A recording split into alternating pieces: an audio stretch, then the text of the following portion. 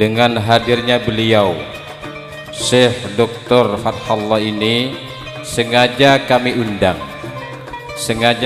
undang dari Mesir ke Indonesia, wabil khusus ke Al-Islah, karena kami ada suatu kontrak kerja dengan beliau, kontrak pengembangan pendidikan tentang kelegalan ijazah Al-Islah untuk dimuadalahkan di Mesir. هذه الشرف بحضوركم مخصوص بدعوتنا على حضور رئيس رئاسة الأزهر الشريف إلى هذه المعهد خصوصا لأن في هذه العلاقة سيلقي التوقيت بين المعهد الإسلامية الإصلاح والأزهر الشريف بمعادلة الشهادة الثانوية لخريج معهد الإصلاح الإسلامية. فالمرجو من هذا التوقيت الالتحاق لخريج معهد الإسلامية للدراسة في الأزهر الشريف.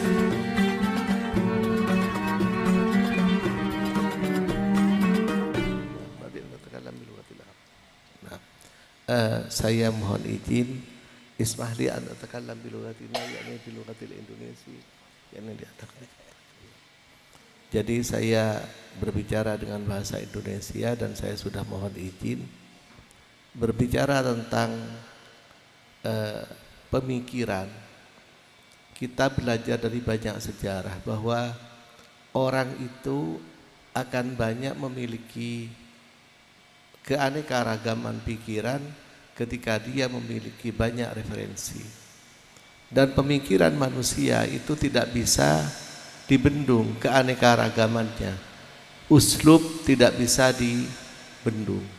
Tetapi ghayah atau hadfah, sasaran itu harus sama, yaitu untuk ketinggian nilai-nilai kemanusiaan, ketinggian nilai-nilai pelaksanaan implementasi adab akhlak di dalam kehidupan sehari-hari. Saya sekedar memberikan contoh begini. Imam Asy-Syafi'i itu berguru kepada Imam Malik. Jadi Imam Syafi'i adalah murid dari Imam Malik. Nah, pada suatu saat Imam Asy-Syafi'i pergi bersama Imam Malik, mengiringi Imam Malik di pasar kota Madinah. Sesampainya di kota Madinah terdapat seseorang yang menjual burung, jualan manok. Dan orang itu mempromosikan burungnya dengan kata-kata begini. Saudara-saudara, ini saya jual burung. Burung yang saya jual ini burung yang pandai berkicau dan tidak ada hentinya, selalu berkicau. Kalimatnya tidak ada hentinya, selalu berkicau. Nah, Imam Syafi'i mendengar, Imam Malik juga mendengar. Lalu setengah berbisik Imam Malik melihat kepada Imam Asy-Syafi'i. Begitu melihat, Imam Malik dengan suara kecil bicara, kasihan pedagang burung itu. Dia sudah berlebihan di dalam mempromosikan dagangannya, dan apa yang dia kerjakan itu menurutku haram. Menurutku haram. Kenapa? Karena promosinya melebihi kualitas dari barang yang ditawarkan. Sama dengan menjual obat-obatan. Obat ini obat ini begitu diminum sembuh, obat ini begitu diminum sembuh. Imam Malik bilang haram. Imam Syafi'i dengan tawaduknya menyampaikan kira-kira begini, ismahli ya sayyidi, ya ustadi, ya gimana? Barangkali halal apa yang dia sampaikan. Kenapa? Karena pokok persoalannya dia bilang la yazalu, senantiasa berkicau.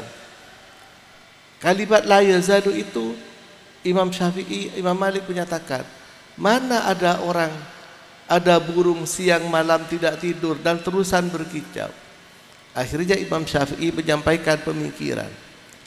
ya wahai Imam Malik, saya pernah membaca bagaimana pada suatu saat datang seorang wanita mengadu kepada Nabi Muhammad SAW dan menyampaikan, ya Rasulullah, saya bingung ketika dilamar oleh dua orang. Yang pertama adalah rajulun awal al-fulani, wasani rajulun thani al-fulani. Fa'ayyuhuma, mana di antara keduanya itu yang harus saya pilih? Nabi menjelaskan, ar-rajulul awal, orang yang pertama itu orang yang berakhlak baik, semuanya baik, tapi la yazaluh mutaharrikan yadah, tapi dia senantiasa menggerakkan tangan. Warrajulu tsani, sementara orang yang kedua, dia itu adalah orang yang fakir dan seterusnya dan seterusnya.